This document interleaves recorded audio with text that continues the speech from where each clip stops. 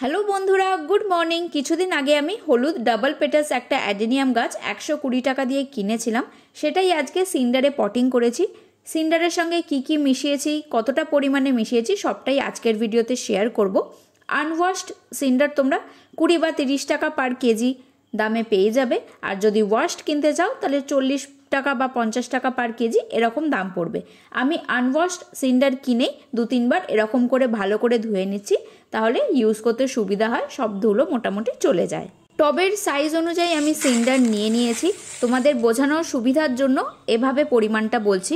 ধরো 10 বাটি সিন্ডার নিলাম, তার মধ্যে 1 বাটি বালি আর 2 বাটি মতো ভার্মি কম্পোস্ট দিয়ে মিশিয়ে নেব। এই পরিমাণটা একটু এদিক ওদিক হলে কিছু প্রবলেম হবে না। ভার্মি কম্পোস্ট বালি দুটোই একটু এদিক ওদিক করতেই পারো, কোনো রকম অসুবিধা নেই।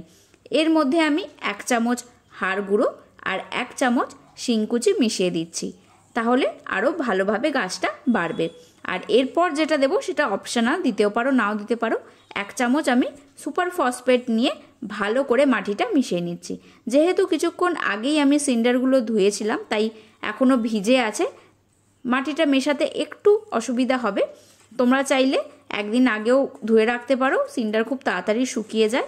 আর রোদ থাকলে তো কিছুক্ষণের মধ্যেই শুকিয়ে যাবে, অসুবিধা হবে না। আমি যতটা পাচ্ছি ভালো করে সবকটা জিনিস মেশানোর চেষ্টা করছি। একটু অসুবিধা হচ্ছিল, কিন্তু ভালোভাবে মিশিয়ে নিয়েছি। এবার গাছটা তোমরা দেখতে পাচ্ছ এই প্লাস্টিক প্যাকেটে ছিল, মোটামুটি 2 সপ্তাহ মতো তো ছিলই। আর গাছটা আরও পুরনো, তাই জন্য প্লাস্টিক জিনিসটা নষ্ট হয়ে গেছে, পচে গেছে, খুব সহজেই ছাড়িয়ে নিয়েছিলাম।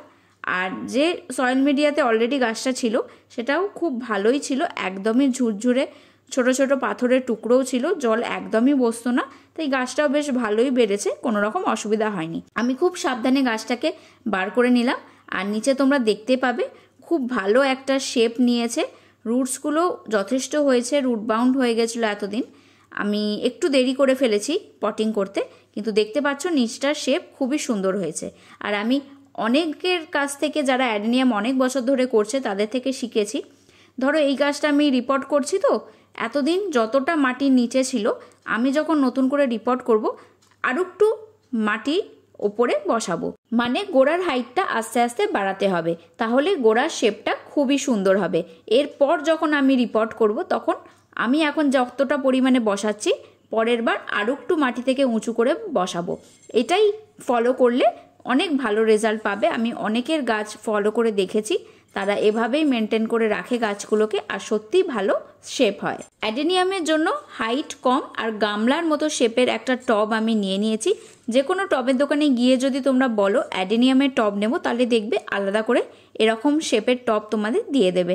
এই মাটির টবটার প্রাইস পড়েছে 55 বা 60 টাকা, আমার এক্স্যাক্ট মনে নেই। গাছটাকে যতটা পারছি সোজা করে সুন্দর করে বসিয়ে দিচ্ছি। আর তোমরা তো জানোই অ্যাডেনিয়াম সানলাইট খুবই পছন্দ করে, সারাদিন রোদ আসে, এরকম জায়গাতে তোমরা ইজিলি রেখে দিতে পারো।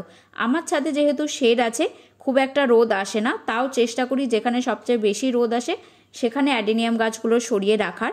গরমকাল শীতকাল সবসময় তো এক জায়গায় রোদ আসে না, চেঞ্জ হতে থাকে, তাই সব গাছ তো সবসময় সরানো সম্ভব হয়ে ওঠে না। যতটা পারি চেষ্টা করি শীতকালে যেখানে সবচেয়ে বেশি রোদ আসে, গরমে আবার যেদিক থেকে রোদ আসে সেখানে গাছগুলোকে সরিয়ে দিই। আর যেহেতু আমি সিন্ডারটা আজকেই ধুয়েছি, মাটিটা খুবই ভিজে ছিল, আজকে আমি জল দিচ্ছি না, এটা পরের দিনের ভিডিও।